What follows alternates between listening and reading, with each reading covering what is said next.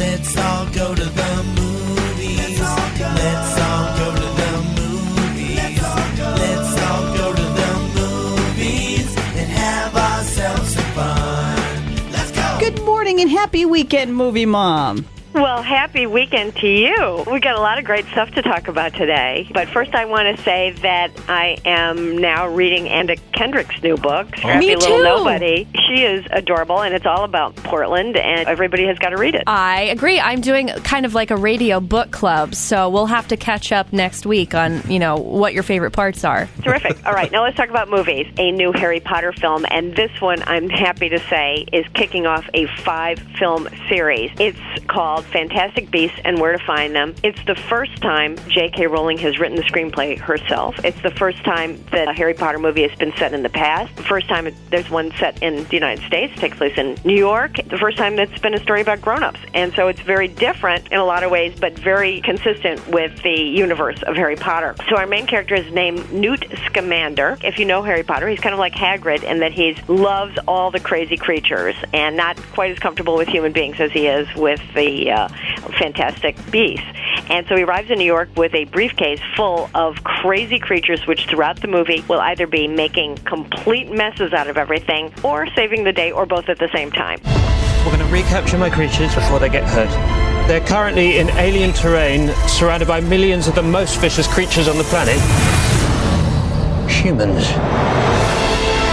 Very imaginative, visually absolutely a knockout. Eddie Redmayne, of course, fantastic in it, and I just enjoyed it so much. That's really good to hear. I was nervous being a Harry Potter fan, but with J.K. writing it, how can you go wrong? Exactly. I interviewed Eddie Redmayne, and I said, are you up for 5 movies? And he said, well, let's see if this one makes money. I said, Eddie, it's going to make money. It's rated PG-13. I think that's right. Middle school and up absolutely are going to love this one.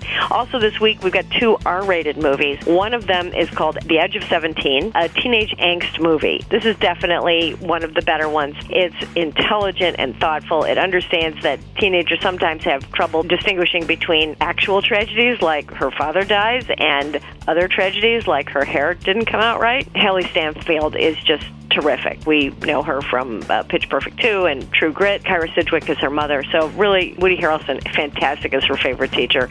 So it is smart. It is agonizing. Really, really well done. Also, we've got another R-rated movie. It is Bleed for This with Miles Teller, one of the best young actors out there. Remember him from Whiplash. And he plays true story of Vinny Paz, who was a boxer who won 3 different world titles and had one of the greatest comebacks in the history of sports. He was in a terrible car accident. He was told he might not ever walk again. He certainly should never get back in the ring, but he did. He got yet another title. This is just a down and gritty boxing story. So if you like movies like Creed, Fighter, and Rocky, I think you're going to like this one, but very R-rated. They all use a lot of bad language, and believe me, the fight scenes, as brutal as they are not as bad as the medical treatment scenes, which, oh my goodness. Yeah, a lot of ooh. On DVD and Blu-ray this week, one of the best films of the year, Finding Dory from Pixar, with all kinds of fantastic extras on there. Okay, Movie Mom.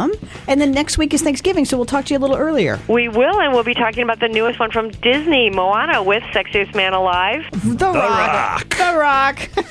You can catch this interview up at WJBQ.com, where we always have a link to MovieMom.com. Have a great weekend, Movie Mom. We'll catch up with you early next week. All right, bye-bye. Bye. Let's all go